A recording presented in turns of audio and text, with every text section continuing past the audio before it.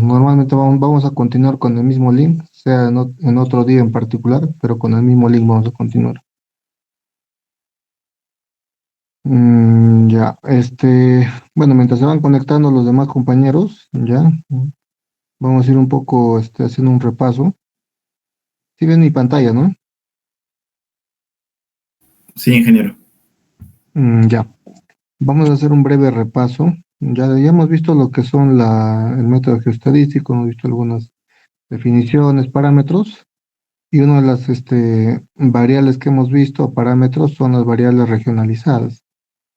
Hemos visto que las variables regionalizadas es una función que representa la variación en el espacio de cualquier magnitud asociada a un fenómeno natural, y es el que mejor se adapta a un depósito de yacimiento mineral, ya que el yacimiento mineral tiene bastantes variables que son, o que tienen una cierta variabilidad en el espacio, como puede ser la potencia, la ley de la densidad, o cualquier otra variable que veamos en el continuo del yacimiento mineral, ¿ya? Entonces hemos visto también que en la variable X va a representar la ubicación en el espacio, y a esta variable X se le va a denotar con un Z de X, que va a ser la denotación para representar la variable de esta ubicación, por ejemplo, la ley, ¿no? La ley que tenga en determinada ubicación. Como se ve en el gráfico, en esta gráfica lineal, yo le estoy asignando un valor de porcentaje de cobre, que vendría a ser la ley, a determinadas distancias, a 20, 40, 60, 80, 100 metros, y donde se ve que hay una bastante variabilidad con respecto a la ley, dependiendo de la distancia, ¿ya? Entonces, la variable regionalizada se adapta mejor a lo que son, variables que van a tener los yacimientos o depósitos minerales. Dentro de esto vamos a recordar, dentro de lo que es una variable regionalizada, lo que es una variable aleatoria, donde dijimos que la variable aleatoria son, digamos, muestras de valores, que son elegidas de un conjunto de datos de manera, aleatoria, como dice al azar, ¿no? De un grupo dado o de un grupo de conjunto de datos. Entonces, dentro de esta definición, la variable regionalizada, que se denota con la función z de x, de la ubicación x, esta función no se comporta como las funciones que se estudian en matemáticas, ya que en general z de x es muy desordenado en su variación espacial. Eh, Como se puede ver en la gráfica, ya, esta es una vista en planta de un yacimiento mineral, y donde está representado por una leyenda de color verde y una leyenda de color rojo. La leyenda de color verde me representa los valores de leyes, digamos, que van en el rango de 0 a 50, y los valores de color rojo para valores mayores a 50. Entonces, como se ve en esta gráfica vista en planta, ¿ya? Se puede observar ya que en cada cierto punto, estos valores que son mayores a 50 se encuentran dispersos de manera aleatoria. Si se dan cuenta, no hay ningún tipo de patrón que me siga o que me indique dónde están mis valores por encima de 50. Y eso es la forma irregular, o se podría decir, o la variabilidad que tiene, en este caso las leyes, en un yacimiento mineral, ya que son bastante variables, no se encuentra una correlación, regular en la presencia o en la formación de estas, altas concentraciones de leyes, ¿ya? Acá hablamos de que es tan desordenada la variable en el espacio, y el cual no lo podría yo representar mediante una función polinómica. Una función polinómica es aquella que está representada mediante una sola variable, que puede ser, la función que normalmente hemos visto, la ecuación de regresión lineal, que es una ecuación polinómica que está en función a una variable x. o posiblemente una variable x o x al cuadrado, x al cubo, ¿ya? Pero que no se adapta a una función polinómica, ya que acá voy a encontrar bastante variabilidad y no voy a encontrar una correlación directa de cada una de estas muestras, ¿ya?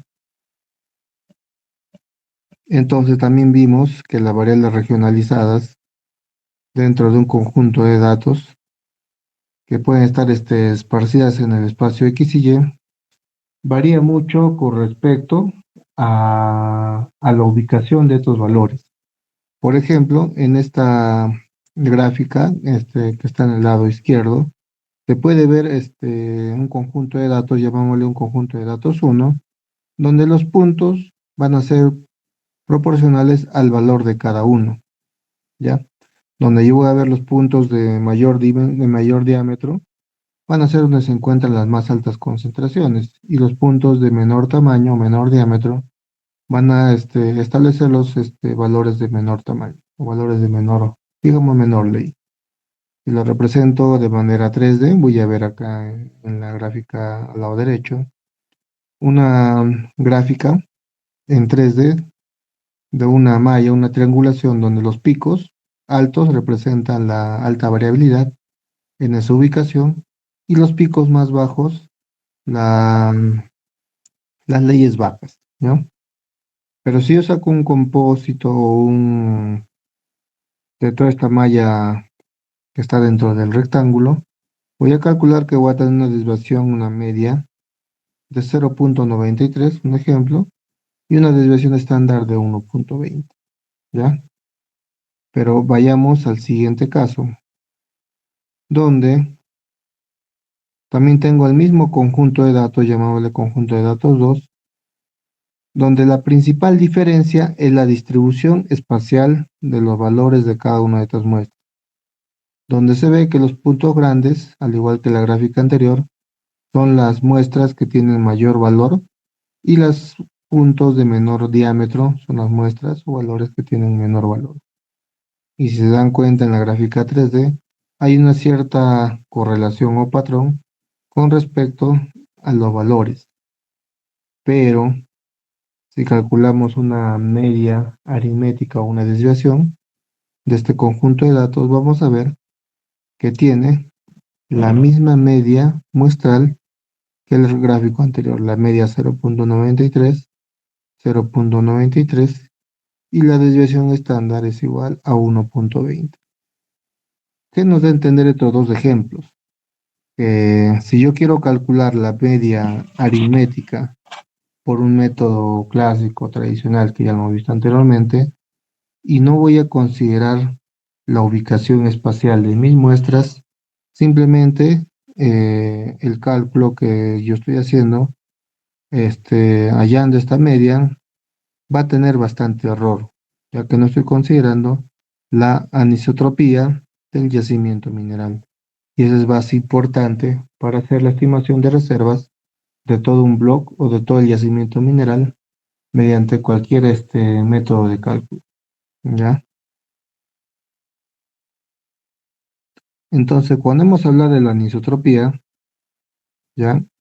El efecto de la anisotropía hace referencia a la variabilidad que van a tener estas leyes con respecto a la ubicación de las muestras. Si vemos en este gráfico, en el gráfico de la izquierdo, se está remarcando, se está resaltando de color amarillo los bloques que tienen una ley de corte o una ley mayor a la ley de corte. En este caso, la ley de corte, acá para el ejemplo, está diciendo que mi ley de corte es igual a 0,50. ¿Eh? 0,50. Entonces, toda esta malla que yo veo acá, una malla de bloques, está representado por valores, y los que están resaltados de color amarillo son los bloques que están por encima de la ley de corte, que es mayores o iguales a 0,50. Donde yo tengo 14 bloques que cumplen esta condición, tengo una media muestral de estos bloques de 0,614 una media que está por encima de la ley de corte y una variabilidad de 0.031. ¿Ya? Pero ¿qué pasa en el bloque de color, en la malla que está al lado derecho?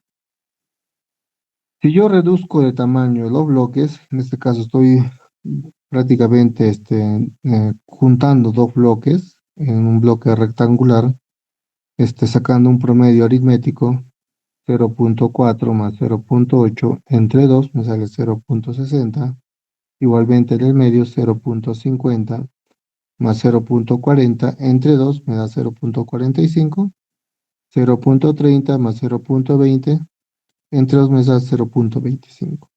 Y así sucesivamente voy calculando la media aritmética cuando estoy uniendo los bloques. Para este caso, de estos bloques iniciales, estoy seleccionando 12 bloques que cumplen con la condición de que están por encima de la ley de corte. En total tengo 1, 2, 3, 4, 5, 6, pero estos 6 bloques están representando cada uno de ellos dos bloques de la primera malla. ¿Ya? Ahora, ¿qué pasa si la distribución la hago de otra manera? Ya no la hago de manera horizontal, sino de manera vertical, como podemos ver en esta gráfica, que se ve acá en la margen izquierda. Acá selecciono los bloques que cumplen con la condición de que son mayores a 0.5. Entonces acá solamente me cumplen esta función 1, 2, 3, 4. 4 por 2, 8 bloques nada más, con una media de 0.60. ¿Qué pasa si sigo reduciendo los bloques? Entonces voy reduciendo los bloques a medida que voy uniendo estos bloques. A medida que voy uniendo, me doy cuenta que la media muestra, la media aritmética, va perdiendo, o voy perdiendo valores en los subbloques. Ahora solamente tengo dos subbloques que cumplen esta condición. En total, estos dos subbloques, que es la unión de cuatro bloques, ¿ya? Son en total 8, y voy a tener una media de 0.575. Si nos damos cuenta, a medida que yo voy uniendo los bloques, o mi media muestral va disminuyendo, ¿ya? Va disminuyendo, al igual que la cantidad en volumen, ¿ya? Voy disminuyendo la cantidad en volumen, que está representado por la letra B. Igualmente acá, si yo voy uniendo estos bloques, ya en 9, en 9 subbloques, acá me doy cuenta en la quinta malla, cuando he hecho 4 bloques, que ya ninguno me cumple con la media aritmética que esté por encima de la ley de corte, ¿ya? Y mucho peor cuando estos 4 ya los uno, me sale una media aritmética de 0.42, ¿ya? Entonces, ¿cuál es la conclusión de este ejercicio de unión de subbloques? ¿Ya? Cuando me dice que a medida que aumenta el tamaño del bloque, se diluyen las leyes, ¿ya? Es por ello que es muy importante, ¿ya? El tema del alcance. Acá un rato para recordar, ya que lo vimos en la última clase, cuando yo hago mi variograma, yo tengo acá la función, la distancia, que está expresada en metros. Acá tengo mi función gamma de h, ¿ya? Gamma de h, que representa la variabilidad de mis muestras o de mis pares de muestras, y con esto yo puedo graficar una gráfica, ya de esta manera, y donde el principal dato importante que voy a calcular es el alcance. El alcance me va a decir hasta qué distancia mi conjunto de datos o mi número de pares de datos o muestras van a tener correlación una muestra con la otra. ¿Qué quiere decir correlación? Quiere decir que si yo tengo una muestra en este punto y tengo otra muestra en este punto, ¿verdad? Cada muestra va a tener su rango de influencia. Digamos que esta R, que es el radio, me va a representar el rango de influencia que tiene esa muestra. Y ese rango de influencia, ¿ya? Es básicamente la distancia o el máximo alcance que me dice que esta muestra de aquí no tiene ningún tipo de correlación con esta muestra de acá, o no están influenciadas. Entonces, esta mínima distancia me va a representar también la mínima distancia con la cual yo voy a armar mis bloques, ¿ya? Es de la mínima distancia. Y eso lo voy a calcular con los variogramas, ¿ya? Entonces, ya adelantándonos a lo que era el variograma me va a responder estas dos preguntas. Primero, ¿cómo poder relacionar los valores con sus posiciones en el espacio? El variograma me lo puede relacionar estos valores. Igualmente, ¿cómo yo voy a poder relacionar estos valores entre sí?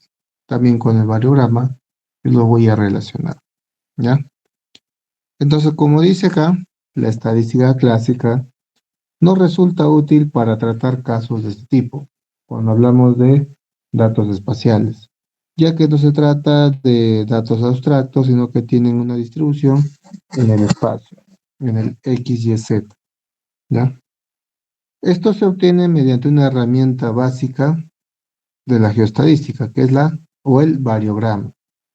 Y para el método clásico, la estadística clásica, lo que hemos hallado, calculado, para determinar la variabilidad de los datos es simplemente la varianza, nada más. Pero en el caso de cuando trabajo con datos espaciales y ya estoy hablando de geoestadística, tengo que hacer el uso de esta herramienta que es el variograma. El variograma es una función matemática que permite analizar el comportamiento espacial de una variable sobre un área definida, teniendo en cuenta la direccionalidad, es decir, el grado de anisotropía que tienen mis valores, ¿ya? Recordemos que los yacimientos minerales en su mayoría tienen diferentes grados de anisotropía y eso es lo que vamos a calcular o tratar de determinar con el variograma. Por eso el variograma se define como la media de los cuadrados de las diferencias entre pares de muestras separados por una distancia h. Si recordamos, cuando nosotros calculamos la varianza, esta la representamos con la letra s elevado al cuadrado, el cual me representaba la sumatoria de todo mi conjunto de datos, ya, la diferencia de todo mi conjunto de datos x sub i menos la media muestral determinada con la letra x, con el sombrerito, y esta diferencia elevada al cuadrado. Y hago la sumatoria de todas estas diferencias y los divido entre el número total de datos o de todos mis datos, mi conjunto de datos, menos uno. Entonces, este ejercicio simple, ya, una herramienta básica de la estadística clásica, es la varianza. Si nos damos cuenta en este ejercicio o en la fórmula de variograma, yo ya no uso lo que es el x sub i, sino el término que yo estoy usando es el z de x sub i. ¿Y qué hemos dicho que es o qué denota esta nueva nomenclatura o forma de denominar a la función o la ubicación x ya en el espacio? Es básicamente la variable con la cual yo estoy representando, ¿ya?, los valores de mi muestra. En este caso, z de x sub i va a representar la ley. Y z de x sub i más h va a representar la ley, pero en la distancia x sub i más h. Entonces, la diferencia de estos dos valores, ya elevado al cuadrado, la sumatoria de todo esto, lo voy a dividir entre 2 multiplicado por el número de pares. El número de pares es simplemente el número de datos muestrales que voy a estar restando y elevando al cuadrado, ¿ya? Entonces, yo lo voy a representar de esta manera. X y x más h me va a determinar la ubicación de mi muestra y z de x, y z de x más h me va a representar el valor de esa determinada variable en esa ubicación x, y en la ubicación x más h. La definición de la función variograma lo vamos a determinar mediante la variable gamma de h que evita representar la distancia con la cual yo voy a trabajar, y representa la esperanza media del cuadrado de la desviación de una variable. Como vemos acá en la fórmula, simplemente va a ser la varianza, ya que está trabajando con esta diferencia elevada al cuadrado del z sub x más h menos z sub x, todo esto elevado al cuadrado, dividido entre 2 y sacando el promedio de todo esto. Entonces, eso vendría a ser la función del variograma. Ahora, el variograma, yo lo tengo que representar cada variograma en una diferente o en una distinta dirección, ¿ya? Cada variograma que yo voy a realizar va a ser en una dirección definida. ¿Está bien? Por ejemplo, en esta gráfica que yo tengo en la mano izquierda, en la diapositiva en la izquierda superior, yo veo un conjunto de datos, ¿ya? Digamos que mi conjunto de datos, ¿no?, tienen una dirección norte hacia allá y sur hacia allá, ¿no? Entonces yo estoy determinando para esta fórmula la ubicación mediante la letra B, ya que cada muestra está distanciada una de otra mediante una distancia B, ¿ya? Y vemos que en cada distancia, en cada punto, tengo una variable z sub 1, z sub 2, z sub 3, que me va a hacer valer cada uno de mis datos en esa determinada ubicación. Tengo un valor z sub 1, z sub 2, z sub 3, hasta un valor z n sub 1, hasta un valor z sub n. Y la variable que tengo acá abajo, n-1 por b, n-1 me viene a representar el número de pares de datos que voy a tener en esta dirección. El número de pares viene a estar definido por z sub 1, z sub 2 es un par, z sub 2, z sub 3 es un par, z sub 3, z sub 4, z sub 4, z sub 5, z sub 5, z sub 6, z sub 6, z sub 7, y así continuamente hasta z sub n menos 1 hasta z sub n. Entonces, ese vendría a ser mi número de pares. Por eso está determinado con n, que me representa el número total de datos, y menos 1, ya que estoy trabajando con un número de pares, ¿ya?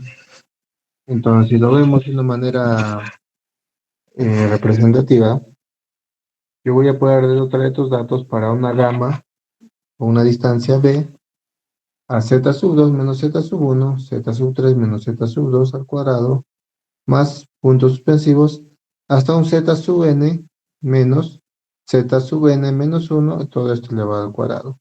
Y esto lo divido entre 2 y lo multiplico por mi número de pares, que está representado con la letra n menos 1, y n mayúscula viene a ser el total de mi conjunto de datos, ¿ya?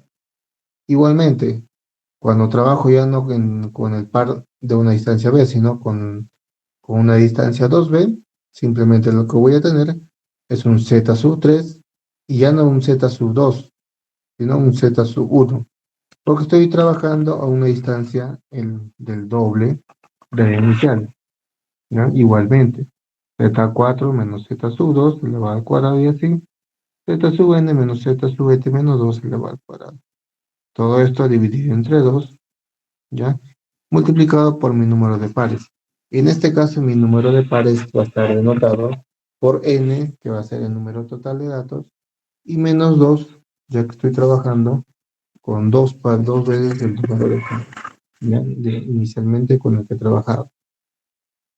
En general, la fórmula que se vería, a medida que voy aumentando mi número de pares, que van a ir de B en B, de 2B en 2B, de 3B en 3B, entonces va a ser un medio multiplicado por n, que es mi número de datos, menos k, que vendría a ser la representación del número de pares, Todo esto multiplicado por la sumatoria de z sub i más k, ya, menos el z sub i, el par de datos, y la diferencia del par de datos elevada al cuadrado.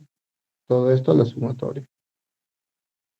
Entonces acá hemos visto un ejemplo práctico donde se ve esta aplicación del variograma. El variograma va a trabajar con datos en diferentes direcciones y con diferentes números de pares. En este ejemplo, estoy viendo una dirección, si lo veo una vista en planta, una dirección este-oeste, ¿ya? Donde yo voy a tener que sacar la diferencia de este número de estos pares de datos y el valor al cuadrado. Por ejemplo, para una distancia h igual a 1, yo voy a tener un par, dos pares, ¿ya?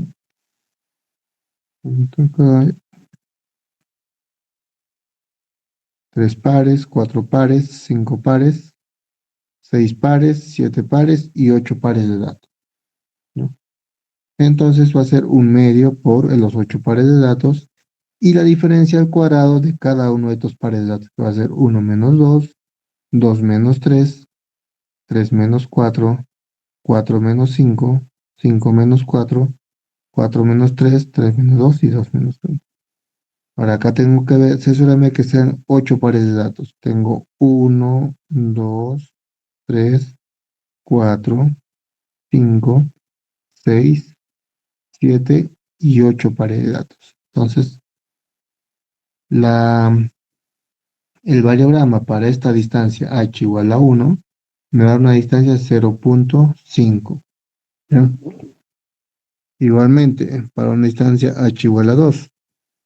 Para una distancia h igual a 2, igual voy a aplicar la fórmula 1 medio multiplicado por el número de pares. En este caso, el número de pares para un h igual a 2 va a ser 1, 2, 3, 4, 5, 6 y 7 con el último de acá. ¿Ya? Voy saltándome un dato a la vez. Entonces, para este ejercicio igual, hago la diferencia 1 menos 3, 2 menos 4, 3 menos 5, 4 menos 4, 5 menos 3, 4 menos 2, 3 menos 1. El todo de estos valores elevado al cuadrado. Y me da un valor de 1.71. El valor del variograma a esta distancia igual a 2. Y así sucesivamente voy calculando la distancia a cada cierta distancia y calculando el número de pares de datos. ¿Ya?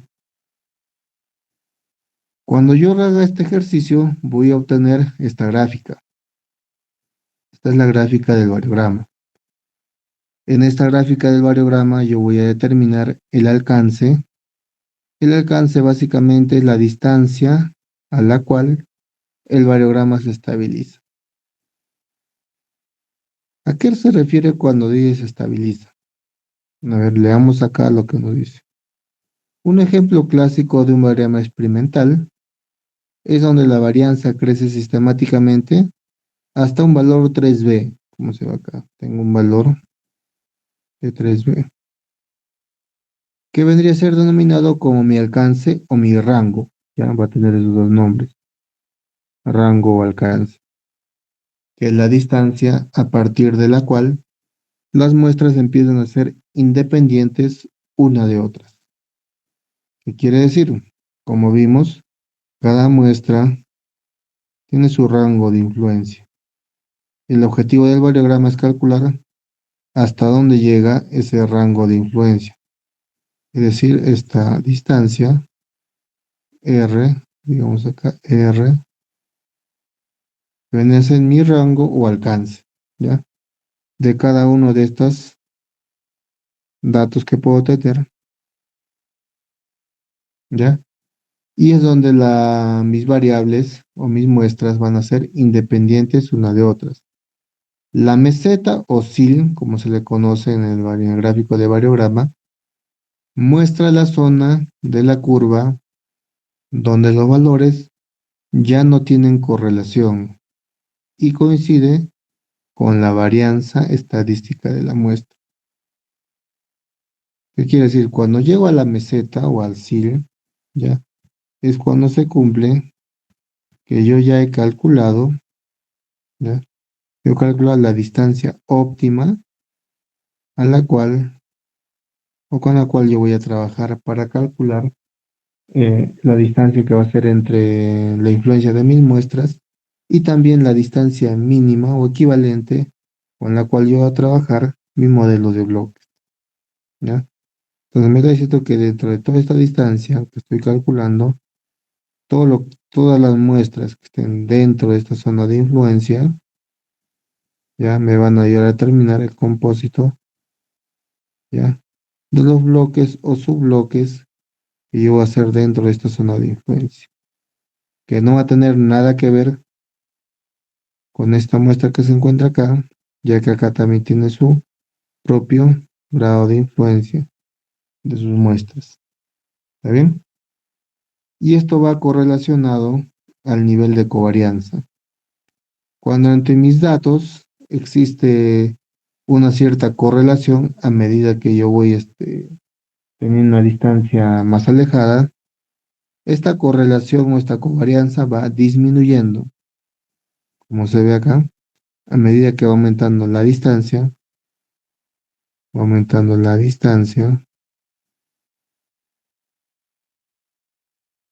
mi covarianza o el grado de correlación va disminuyendo, ¿ya? Hasta que llega a una zona donde se estabiliza, como dice, y ya se ve que ya no hay una correlación con respecto a la distancia. Todos estos datos, si yo saco una gráfica de tendencia, van a ser casi horizontales, a medida que va aumentando la distancia. Es entonces donde yo ya he determinado la distancia óptima que tiene cada una de mis muestras para calcular ya o tratar de estimar los puntos no muestrales dentro de esta zona de alcance o de influencia. ¿Está bien?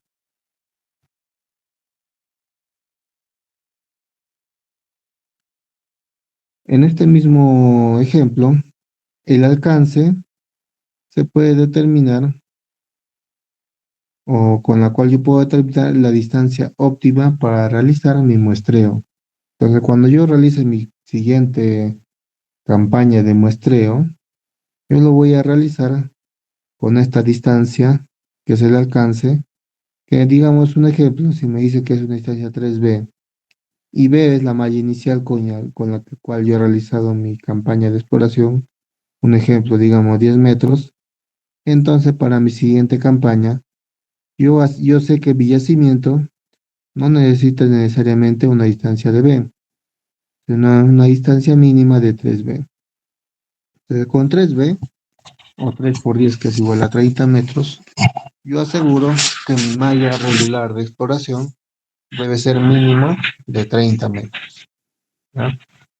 A lo mucho de 30 metros. ¿Para qué?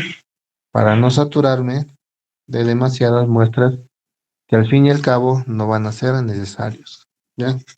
Y con ello también puedo reducir costos en lo que es esta actividad de perforación diamantina, ¿ya?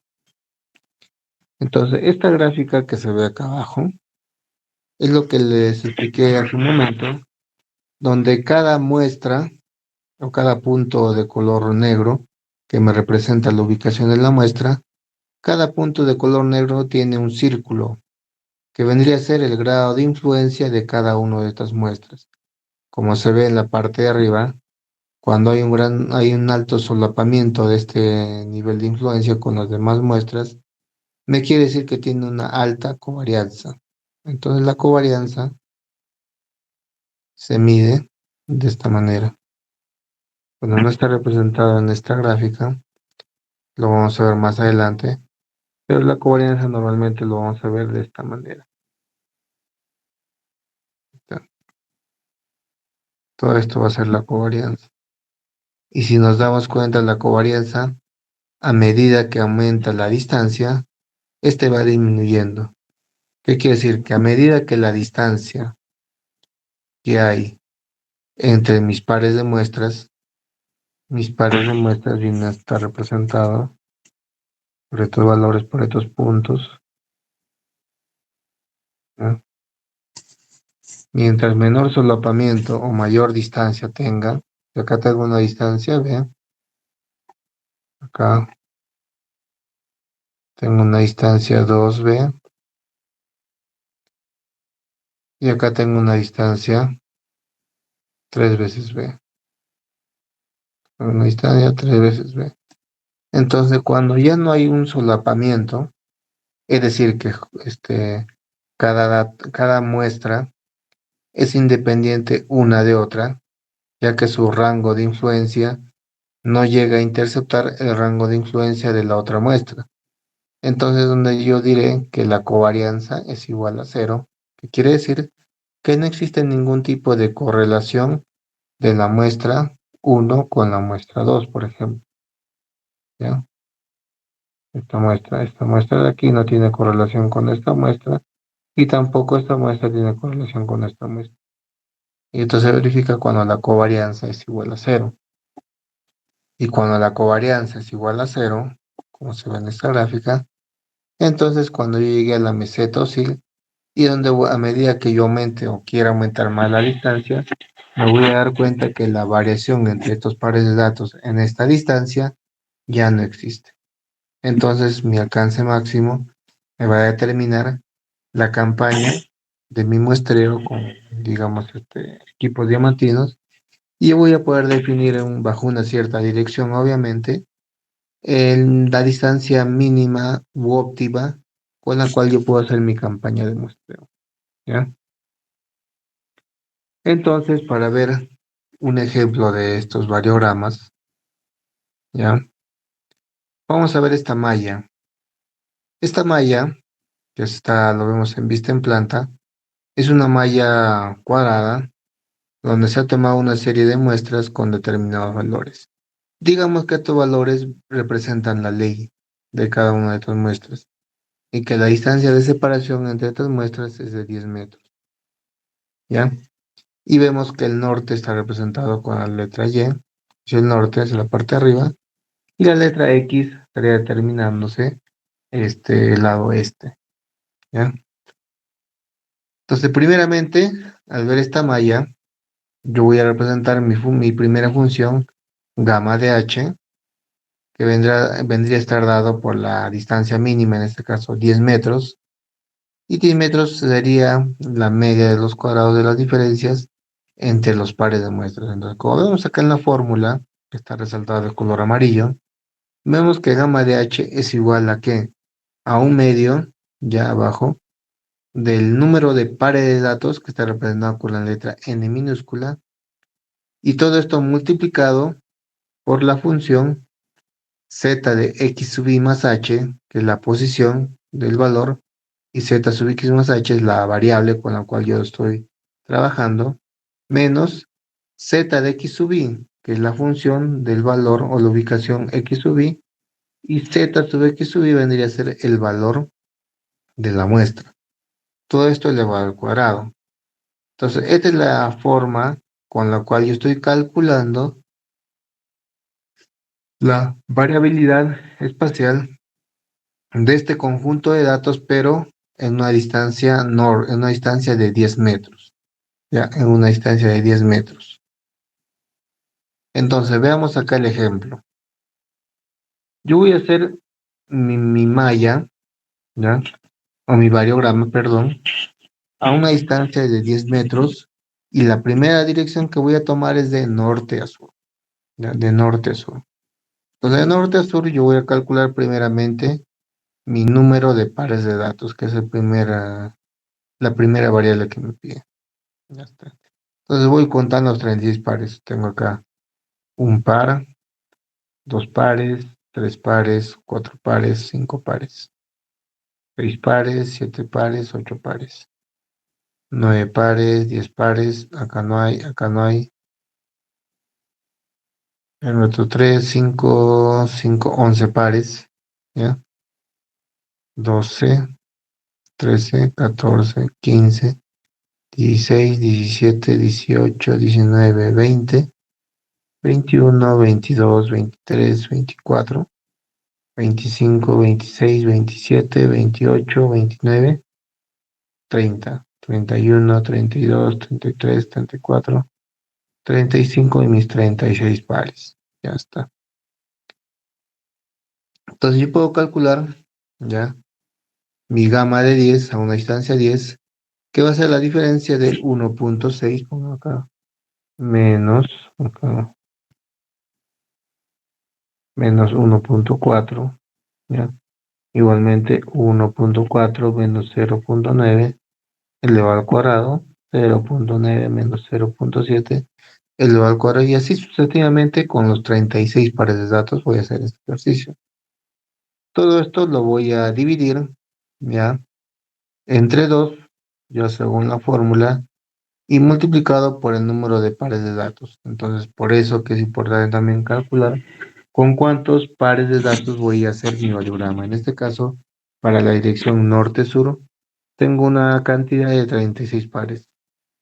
Entonces, gamma de H para una distancia de 10 metros me va a salir, o la nivel de variabilidad, me va a salir 0.0535.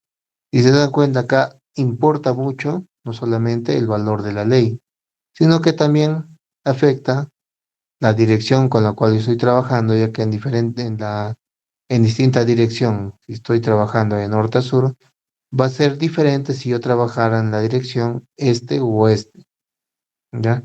Igualmente la distancia de la malla, que en este caso son 10 metros, y yo estoy trabajando para una gama de 10 metros, es decir, la distancia que hay entre un par de muestras, ¿ya? Para que se tenga un punto de partida y ver el nivel de varianza que se encuentra a esta distancia. Entonces acá yo también voy a hacer el mismo ejercicio, pero para pares de datos que van a ser de 20 metros. Entonces de 20 metros, al igual que en el ejercicio anterior, vamos a ponerlo de color amarillo, de color verde. Entonces este par de datos, con este es un par de datos, con este es un par de datos. Mi par de datos van a agarrar este de acá y este de acá, este de acá y este de acá, este de acá y este de acá, este de acá y este de acá. Entonces, ese va a ser mi conjunto de datos a una distancia de 20 metros.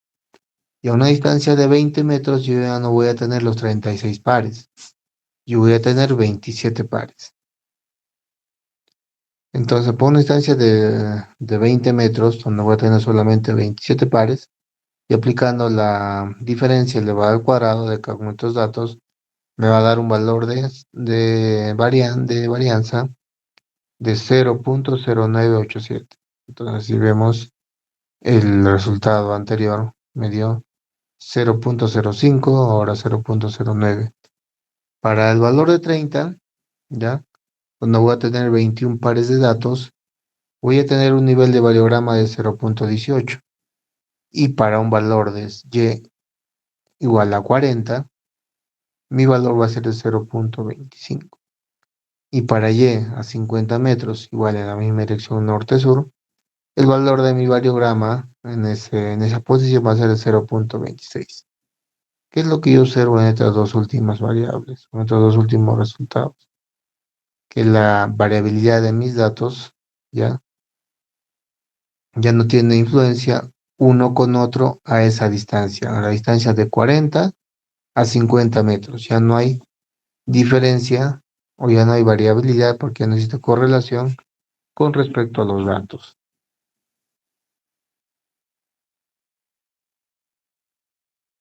Entonces, si yo graficaría, fácilmente vería que en el valor 40 o 50 metros de mi pared de datos, yo ya no voy a tener ningún tipo de variabilidad y es donde voy a llegar a la meseta oscil de mi variograma.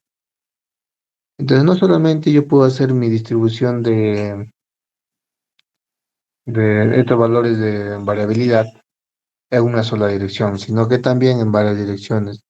En este caso, en la dirección este-oeste. En la dirección este-oeste, ya lo calculan ustedes de manera interna. Yo he calculado para una distancia en este caso, de 27 pares de 30 metros, por ejemplo, 0.0431. Para 33 pares voy disminuyendo porque estoy aumentando la distancia de separación entre las muestras, tengo un nivel de varianza de 0,03, ¿ya? Y para una distancia de 10 metros, 0,0146. Entonces, si se dan cuenta, a medida que yo voy disminuyendo la distancia, mis valores también van disminuyendo. Entonces, existe todavía una pequeña correlación. Igualmente, yo puedo hacer este ejercicio con una inclinación de 45 grados, ya, o 135 grados si estoy yendo un poco más hacia el sur. Entonces, para cada una de estas direcciones y número de pares de datos voy a tener un valor distinto, ¿no? Entonces, acá, por ejemplo, en el ejercicio que vimos atrás, ya, podemos ver que en este variograma, bueno, se le llama variograma experimental cuando yo estoy recién armando mi gráfica con los datos que tengo de campo. Entonces, con los datos que yo tengo de campo, he construido o he logrado construir ya el primer variograma norte-sur, ¿no? El primer variograma norte-sur. El variograma norte-sur, como hemos visto, en los valores de, acá pongámosle color verde, que voy entrando de 40 a 50, yo voy ya teniendo, detectando que no existe, hasta, no hay un tipo de correlación a esta distancia de 40 metros. ¿No? Yo puedo decir, entonces, que mi muestra, que está aquí, tiene una, un nivel de alcance máximo o de influencia de qué? De 30 metros, pongamos acá, de 40 metros que diga. Y todo lo que esté dentro de los 40 metros me van a poder, o me van a servir para estimar las leyes de cada uno de estos puntos no muestrales o de toda esta zona de influencia, que está determinado con el valor de 40 metros, ¿no? Pero esta es para la dirección norte-sur. Ahora, ¿qué me dice para la dirección este-oeste? Pues la dirección este-oeste casi, yo me encuentro en la meseta, sí.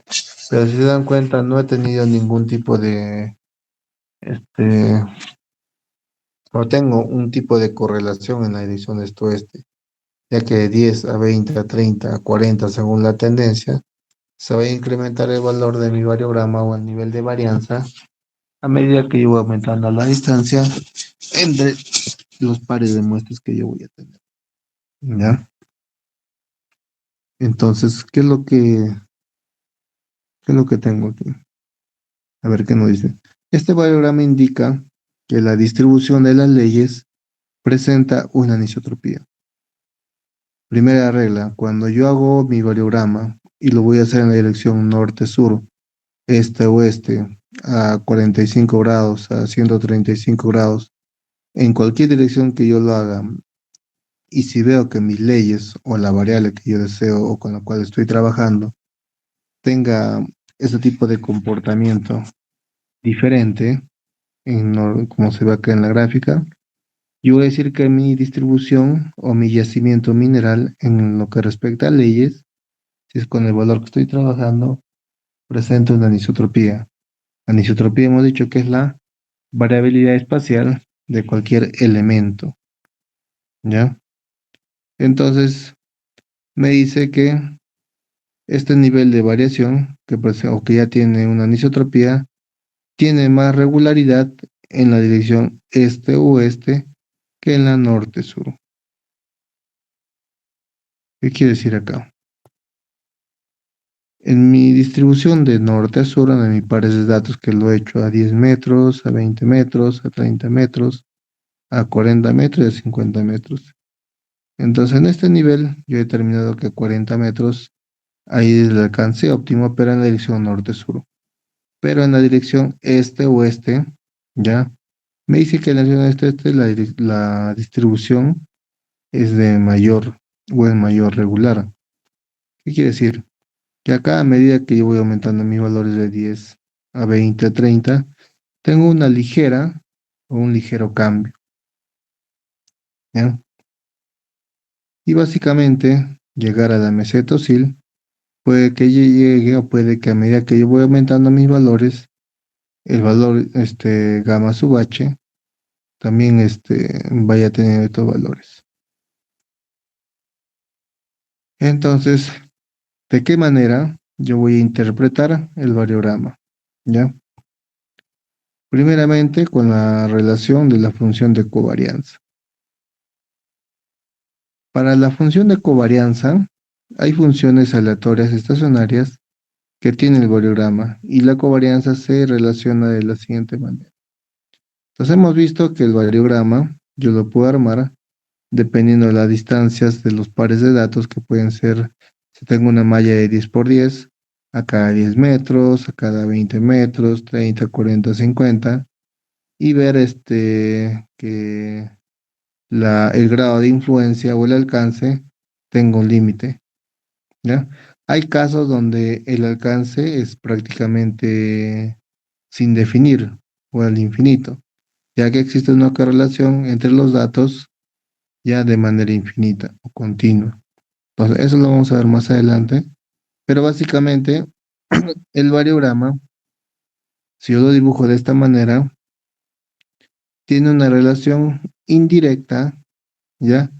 Con la covarianza, a una distancia de cero menos una distancia de h, ¿ya? Ese va a ser mi valor gamma, ¿ya?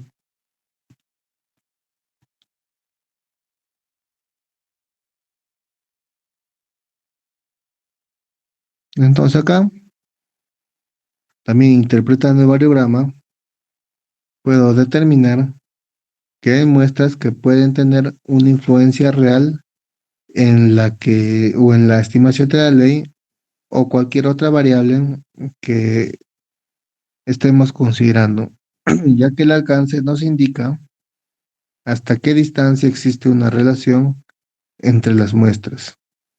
En el ejemplo que vemos aquí, vemos que tengo 5 muestras: la muestra 1, la muestra 2, la muestra 3, la muestra 4 y la muestra 5, a una escala de 100 metros.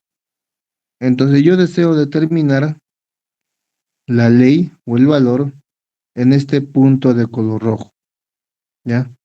Entonces, para el punto de color rojo, si yo con mi variograma he calculado que a solamente 100 metros va a ser mi zona de influencia. Entonces, mi zona de influencia va a ser menores o iguales a 100 metros.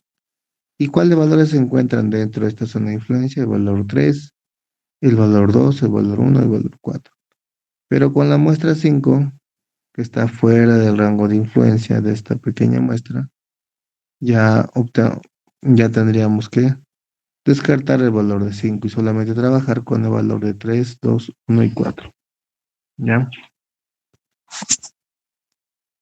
En la gráfica a la derecha, lo que se observa, ¿ya? Es el nivel de, digamos, de anisotropía con respecto a la ubicación de estas muestras, ¿ya? Acá, por ejemplo, el nivel de anisotropía o nivel de cambio anisotrópico se da de manera de norte a sur, ¿no? Se ve claramente la tendencia. Entonces, bueno, acá lo que hemos visto básicamente es el alcance, de qué manera lo voy a usar cuando inicie o empiece con la estimación de mis reservas en un modelo de bloques que va a estar limitado a una distancia de 100 metros. Algo importante también en el variograma es que una vez que yo tengo mi variograma, tengo el alcance definido, lo primero que se tiene que hacer es ajustar el modelo del variograma. Este ajuste se hace normalmente en un software con el cual yo estoy haciendo ya la simulación o la estimación, ¿ya? De mis puntos no muestrales, ¿ya? Para calcular en el modelo de bloques qué valores de ley, qué valores de densidad o de potencia se va a considerar, ¿ya? Pero el grado de error de este cálculo, ya porque siempre existe un error, va a estar en función del modelo de variograma que yo elijo. Cuando yo haga mi simulación, qué rico me hace acá. Cuando yo haga mi simulación en mi conjunto de datos, con un color azul, y hago mi diagrama, o empiezo a dibujar poner mis valores dentro de esta gráfica, quizás yo voy a tener esta tendencia. Ahí está. Entonces, esa es la varianza o el variograma que he construido a una cierta distancia, bajo una cierta dirección norte-sur. Y una vez que yo calcule este variograma para esta distancia norte-sur, un ejemplo, entonces yo tengo que elegir el modelo que mejor se ajusta a ese variograma que he dicho que va a ser de norte a sur. Entonces yo me doy cuenta que el modelo que mejor se ajusta a esa tendencia de variograma que yo he calculado previamente es es el experimento o es el variograma experimental de tipo gaussiano. Es el que mejor se ajusta a la variabilidad de mis datos. Entonces, para tener el mínimo error en el cálculo del alcance de mis datos, ya yo lo que tengo que hacer una vez que calcule mi variograma es determinar con qué modelo de variograma yo voy a trabajar. Y en distintos softwares me va a permitir comparar la línea de tendencia que yo he generado con mi variograma, ¿ya? Con un variograma teórico, ¿ya? Con un variograma teórico. Entonces, estos modelos de variograma seguramente lo van a encontrar en el software o en cualquier software que te haga este tipo de simulaciones como variograma teórico. Y como variograma teórico vamos a encontrar el variograma esférico, gaussano, exponencial, parabólico y potencial. Yo primeramente tengo que ajustar mi variograma, ¿ya? Para minimizar en el error o en los errores de cálculo al momento de realizar la estimación de la reserva, ¿ya? Otra manera de interpretar ya el variograma ya es mediante la representación de lo que mi gráfica, una vez que haga el ajuste, cuál me va a representar de mejor manera mis valores. Si yo tengo mi gráfica que es de tipo esférico, va a estar representando variables continuas, pero que no son diferenciables. Así la ley puede cambiar rápidamente de un punto a otro, ¿ya? Cuando se trabaja o trata de ajustar este, a un modelo esférico, sino otro tipo de modelo. Entonces, para ello yo puedo calcular mis valores de variabilidad con gamma h, que h viene a representar la distancia entre mis pares de datos, y a, que viene a estar representado por el alcance máximo que tiene mi conjunto de datos en una cierta dirección. Entonces, con esta fórmula yo puedo calcular gamma de h y ajustar mis valores a una ecuación esférica, ¿ya? A un variograma esférico. Después tengo el variograma parabólico, donde me dice que va a representar variables sumamente continuas, pero infinitamente diferenciables. ¿Por qué uso la palabra infinitamente diferenciables? Si ven en la gráfica una línea de tendencia de manera parabólica, me hace saber que no voy a llegar a ninguna meseta, a un SIL, es decir, un nivel donde la variación de mis datos ya no exista. Uno, a cualquier distancia. Y otro, que también se observa en la gráfica parabólica, que no tiene un límite en la variabilidad de los datos. Por ejemplo, si yo voy a trabajar con un yacimiento de tipo estratiforme, donde las leyes no varían de un punto a otro, estamos hablando de distancias, no sé, de 10, 100 metros, entonces se asemejaría a un nivel parabólico, donde va a haber una cierta correlación de los datos, pero que no va a tener un límite con respecto a ello. La gráfica exponencial o la línea de tendencia exponencial representa variables continuas, pero que tampoco no son diferenciales. Y al igual que la primera, no son diferenciales. En esta gráfica de tipo exponencial, ya, tipo exponencial, yo voy a calcular mi gamma de H, ya mi nivel de variabilidad, con esta fórmula. P multiplicado por 1 menos epsilon, epsilon elevado a menos 3 multiplicado por H, que viene a ser la distancia entre mis pares de datos o mis pares de muestra de datos, y A, que vendría a ser el rango de alcance o de influencia de cada una de mis muestras. ¿Ya? De ahí tengo también la gráfica tipo gaussiana. En la gráfica tipo gaussiana, acá se tiene un comportamiento parabólico en el origen y luego la meseta no se alcanza o se alcanza de manera asintotáticamente, ¿no? Puedo aplicar la fórmula, que es parecida, si vamos arriba, a la fórmula de grado exponencial al tipo gaussiano. Y acá me dice que representa fenómenos continuos infinitamente, ¿ya? Diferenciables sumamente continuos. Acá sí voy a encontrar, ya también la mayoría de variogramas también se ajustan a un variograma, a un nivel de variograma donde hay una cierta correlación, y ahí donde va a cierta correlación hasta llegar a un alcance máximo, o al nivel de la meseta, sí, como se le conoce. Entonces lo voy a poder determinar o llamar a un variograma tipo gaussiano. Y finalmente, la gráfica tipo lineal, donde básicamente, si recuerdan la última clase, creo que esto fue con el turno B, con el turno A, perdón, donde yo representaba mi línea de tendencia. A ver,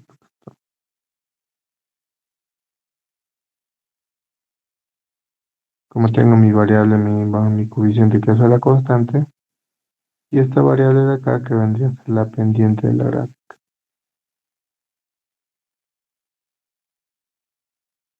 Y es la pendiente. Entonces acá yo tengo una ecuación tipo lineal.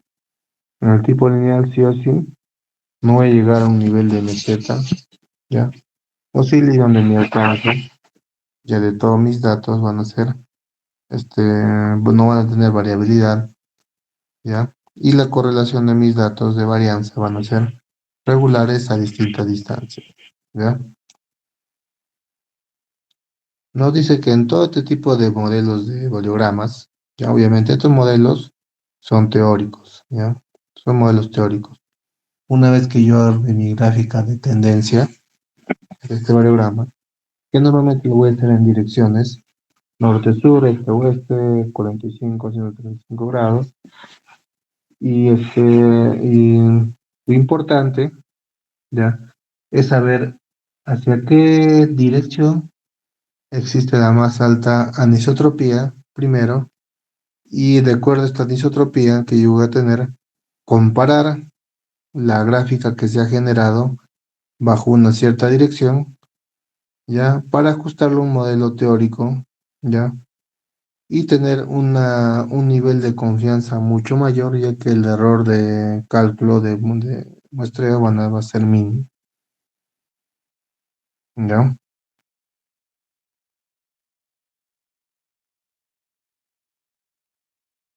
Entonces, otra manera de poder determinar o interpretar un variograma son las fluctuaciones que va a haber entre mi conjunto de pares de datos. Si ven en la gráfica, veo o valores variográficos que a ciertas distancias ya se comportan de manera casi regular.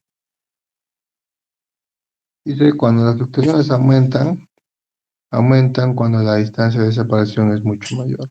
Ya, eso sí. Y el variograma experimental no es confiable o interpretable para distancias muy grandes con respecto al diámetro del dominio muestreado.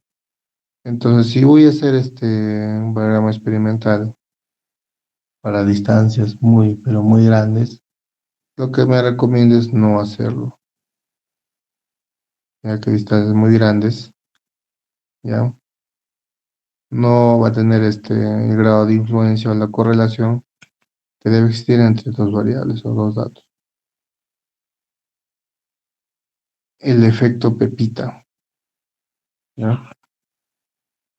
El efecto Pepita, ¿ya? Eso es donde nos dice, bueno, en la gráfica, vamos a verlo mejor.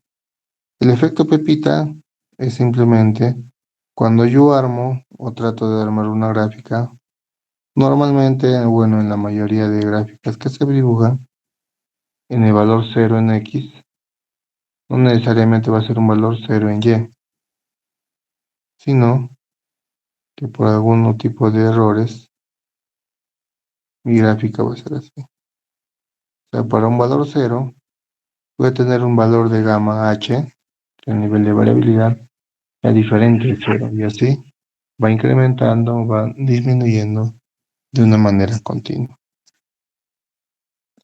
¿ya? Entonces me dice que el efecto Pepita básicamente va a ser la distancia de acá hasta el origen. Esa distancia es el efecto Pepita, que va a reflejar la continuidad o regularidad de la variable en una pequeña escala. Me dice cuando la curva no empieza en el origen, el sistema decide en el sistema XY, la varianza es igual a cero. Y es debido al denominado efecto Pepita. Y este efecto Pepita normalmente debería ser una distancia o un valor mínimo que se aproxime a cero, podemos decir que también inicia en el valor cero, ¿ya? Y donde básicamente se debe esta fluctuación a las variables aleatorias o a errores que se han cometido al momento de realizar el muestreo, ¿ya?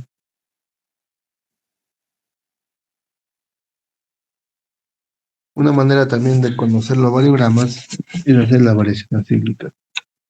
Las variaciones cíclicas consisten en que se van a definir dos distintas o más distintas poblaciones debidamente diferenciadas, como se ve en la gráfica.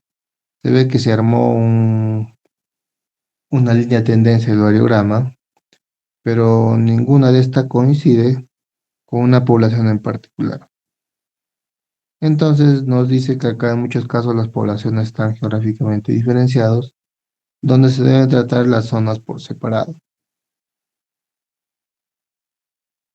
Entonces, acá básicamente se está trabajando con dos distintas poblaciones o conjunto de datos que están ciertamente zonificados, ya es por eso que el nivel de variabilidad tiene correlación con los que se encuentran por debajo de la línea de tendencia y los que se encuentran por encima de la línea de tendencia tienen una mayor, una mayor acercamiento a la variabilidad, ¿ya? Otro tipo de observación que vamos a encontrar en los variogramas es la existencia de poblaciones mixtas.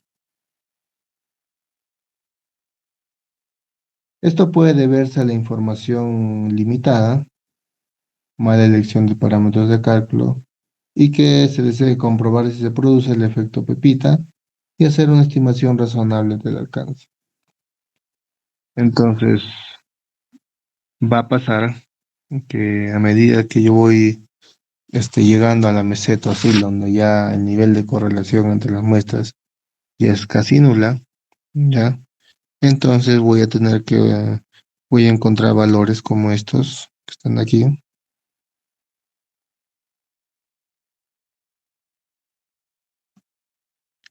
Estos valores que están aquí, que no tienen un cierto comportamiento en el espacio, ¿ya? Pero esto también se puede ver a errores en el muestreo, ¿ya?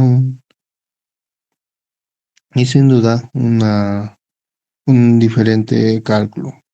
Lo comúnmente que se ve en este tipo de casos, donde yo estoy haciendo mi variograma para distintas distancias de separación, es que una distancia ya, digamos, mayor al alcance o dentro del alcance que se encuentra mi variograma, ya se va teniendo una cierta, un nivel distinto de variabilidad de los datos. Esto puede ser porque, no sé, quizás el yacimiento mineral está dividido por, no sé, digamos, una zona de óxidos y otra zona de sulfuros. Entonces, yo tengo que determinar también bajo qué cierto tipo de zonificación que estoy realizando mi campaña de pares de muestras para determinar el nivel de variabilidad que existen entre los conjuntos de pares de datos con los cuales yo voy a trabajar. ¿Ya? Ausencia del silo meseta. El silo meseta, como vimos, es la parte donde ya básicamente no existe la covarianza y mi gráfica se vuelve de manera horizontal, donde a medida que voy aumentando la distancia de mis pares de datos, ya el nivel de variabilidad es mínimo, casi nulo. Entonces, una de este tipo de causalidades que se puede presentar cuando no hay un límite o no hay un silo meseta es que las distancias de cálculo deben estar erradas o menores al rango, ¿ya? El rango, como hemos visto, es la distancia mínima o la distancia que se calcula con el variograma donde la zona de influencia es el nivel óptimo, pero si estas fueran mayores que la distancia con la cual estoy calculando mi entonces siempre me va a salir gráficas donde no voy a poder determinar la meseta o SIL como se le conoce, ¿ya? Para determinar el grado de variabilidad.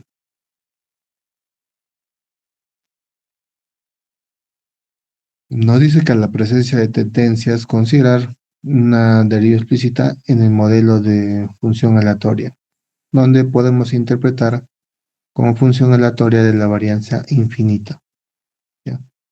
Normalmente nos va a tocar casos donde hagamos o tengamos un conjunto de datos y o la línea de tendencia de mi variograma no va a tener una meseta o un pico máximo. Hay conjunto de datos donde en ciertas direcciones la anisotropía básicamente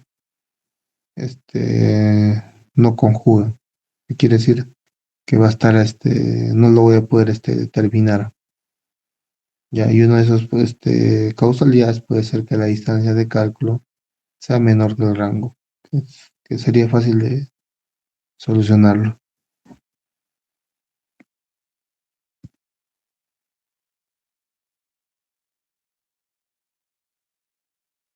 Otra forma de interpretar el variograma es la anisotropía zonal. La anisotropía zonal, como se ve en esta gráfica, es cuando tengo dos distintos componentes en un yacimiento, pero que están en la misma ubicación, que no dice acá. Es aquella en la que el variograma presenta el mismo rango, pero diferentes SILs en distintas direcciones, y donde se debe la existencia de zonaciones o ciclos. Por ejemplo, cuando encontremos este caso donde van a tener el mismo nivel de variabilidad con respecto a una distancia, pero esa distancia no va a variar. Entonces, cuando no varía esa distancia, seguramente me he topado con ese tipo de ejercicios, ¿ya? Donde básicamente la anisotropía o el o el grado de anisotropía no varía. Es que estoy calculando bajo esta cierta columna estratigráfica y veo que hay bastantes componentes, ¿ya? y donde me dice que acá no voy a encontrar, ¿ya? O mi nivel de mi rango o alcance va a ser el mismo, pero en los niveles de variabilidad en el eje, en el eje X, digamos en el eje XY, sí va a tener una determinada variación y para ello se va a tener que realizar un cálculo más detallado. Esta es una triple anisotropía zonal que básicamente se da cuando estoy trabajando o estoy trabajando en distintas cotas de mi campaña de datos muestrales, ¿no? Y donde voy a encontrar ese tipo de observaciones donde la cima oscila o donde ya no voy a encontrar o va a variar ya la meseta oscila, ya que voy a trabajar con datos que están dentro de una columna estratigráfica. Muy por el contrario, cuando defino lo que es una anisotropía geométrica, que básicamente, ya, la anisotropía geométrica lo que me indica o me trata de indicar es que mis valores, ya, en este caso en el variograma, en distintas direcciones presenta el mismo SIL y a la misma meseta, pero para rangos distintos. No dice que la dirección de mayor rango significa mayor continuidad espacial.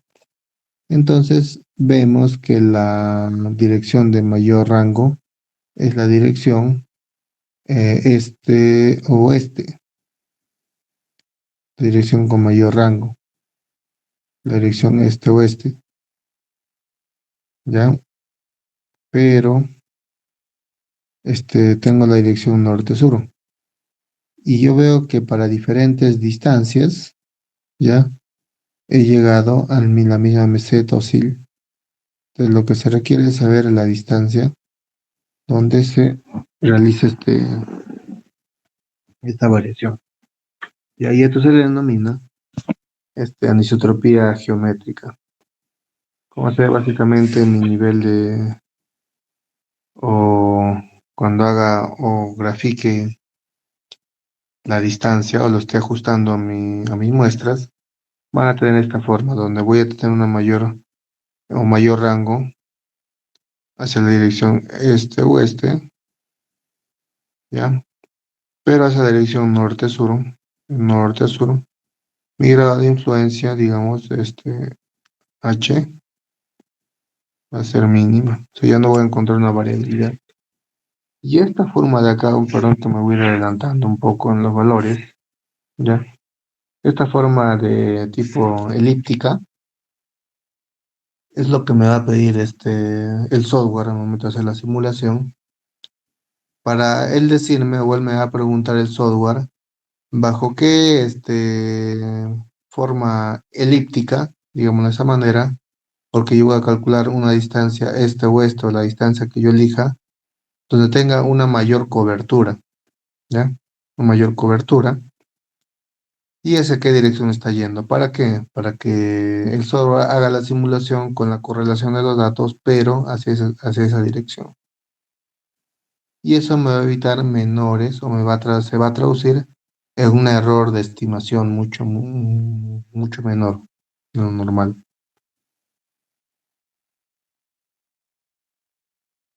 Entonces también, ya para ir llegando ya al final de la presentación, estos mapas geográficos que se ven acá en la derecha es una simulación de un variograma. Este variograma se ve, vamos a dibujarlo acá, color azul, ahí está, que va a tener distintas formas. Tengo una anisotropía de esta manera de mi conjunto de datos que tiene una dirección, digamos, noroeste, sureste.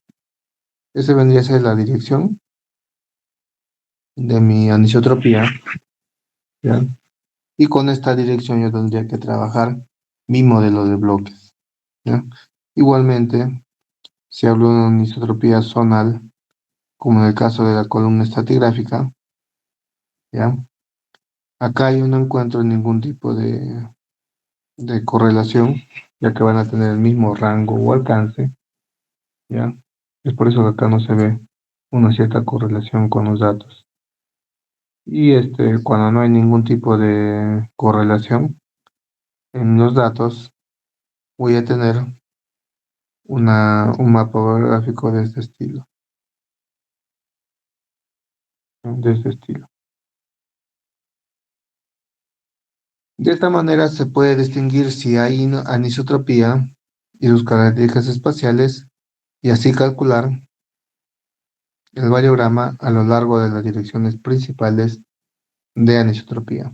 Entonces, ese es el objetivo principal de realizar un variograma, determinar ya la anisotropía y sus características ya mediante el variograma y las direcciones principales, porque hemos visto que en cualquier dirección que yo haga mi variograma, voy a encontrar seguramente distintos niveles de anisotropía, pero yo tengo que determinar los niveles o las direcciones principales con las cuales se determina esta anisotropía, ¿no? Otro límite que tiene el variograma al momento de querer determinar el alcance o el rango ya de mis datos, esto de mi conjunto de datos, es que los valores son muy, pero muy sensibles. Por ejemplo, para este primer conjunto de datos que tengo acá, y cada uno tiene unos valores, digamos que son las leyes, ¿ya? Y yo reemplazo mi conjunto de datos para cada cuatro, a cada cuarto dato, uno, dos, tres, cuatro, voy haciendo los pares de datos y así sucesivamente. Me hace un nivel de variabilidad de 6,62. Pero ¿qué pasa si es que yo decido cambiar una de estas dos variables? Voy a cambiar la variable 13 que la veo aquí por la variable 25 y la variable 10 por la variable 2. Cuando pasa esto, que pueden ser por errores de tipificación, errores de muestreo, ¿ya? Y mi valor variográfico a la cuarta distancia va a ser de 63,5. Solamente para ver que pequeñas diferencias hacen que mi valor de variograma sea mucho mayor, ¿no? Entonces, básicamente yo voy a tener este tipo de gráficas. Esta gráfica, por ejemplo, yo la puedo ajustar a un modelo esférico gaussiano, ¿ya? Para poder determinar mis demás valores, y mis demás valores de, de varianza a una determinada distancia y calcular el efecto de grado de anisotropía en una distancia en particular. En cambio, en la gráfica a la derecha, veo que tengo los mismos datos. Lo único que ha cambiado es la ubicación de la distancia, o la distancia de 4, y desde el variograma, donde me va a salir un valor muy, pero muy alto con respecto a 6,62, que es el valor normal o regular al momento de calcular eh, la varianza de tus datos. Tengo acá, ¿ya? Eso sería lo más importante, ¿ya? El material, me parece que no le compartí con los delegados. Hoy día terminando la clase lo voy a compartir a los delegados para que lo tengan. Y van repasando lo que es el método del crilling o crillado, ¿ya? En la siguiente clase vamos a hacer ejercicios de variogramas, ¿ya? Para ello, les pido traer también sus máquinas, laptops, ya en la siguiente clase, para hacer un ejercicio en Excel de lo que son los variogramas, ¿ya? Y tratar de calcular el alcance, el nivel de covarianza y los casos en los cuales se llega a la meseta o sí, y también tratar de determinar, ¿ya? Tratar de determinar a qué modelo variográfico me puedo aproximar. ¿ya? ¿Qué modelo de variograma? Más bien lo que quería también comentarles o decirles, ¿ya? Es que el día de mañana yo ya estoy viajando a Mina.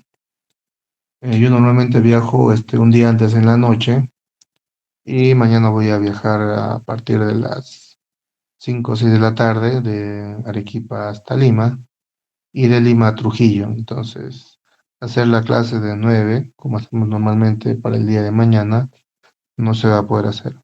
Entonces, ¿cuál sería el inconveniente de pasar la clase del día de mañana martes para el día miércoles, también en el mismo horario? Ingeniero, el inconveniente sería de que también tenemos clases, o sea, tenemos dos cursos virtuales este semestre, entonces estamos llevando de miércoles y jueves, creo que en el mismo horario, con el profesor, con el ingeniero de con control y optimización. Ya. ¿A partir de qué le están llevando los miércoles y jueves? Si no me equivoco, es casi en el mismo horario. Es creo que a las Mm, 9 estaría empezando. ya, en todo caso, si el miércoles no se podría, ya que la siguiente clase va a ser netamente práctico, vamos a agarrar una tabla Excel, vamos a tener datos, vamos a armar variogramas. Igualmente voy a tratar hay un software también que te hace variogramas de una manera más automatizada, por todo decir, y te puede calcular los distintos grados de anisotropía. Mm, si hacemos la clase yo el día jueves y viernes tengo clase con los de estadística también de 9 a 11, bueno, de 9 a 10 y media, 11. Lo podríamos hacer para el día sábado en todo caso, ya que la clase va a ser práctico, ¿ya? No sé qué inconveniente habría con ese horario.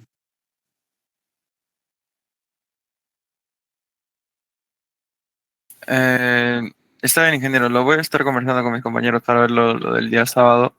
También le voy a estar comentando por interno para ver si se puede hacer uno de estos días, si tal vez el día miércoles nos pueden ceder esa hora.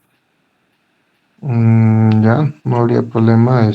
Si el miércoles se puede, no habría problema. Quizás por ahí se dé un espacio. En todo caso, si es que no se puede el día miércoles, lo dejaríamos para el día sábado. Como digo, ya es netamente práctico lo que vamos a ver la siguiente clase, ya para pasar a lo que es el CRIIN. Ya, igualmente para ti, Roland, a ver, consúltalo con tus compañeros, a ver si el día miércoles sí se podría, si no para el día sábado, ¿ya? Me confirman un día antes, por favor.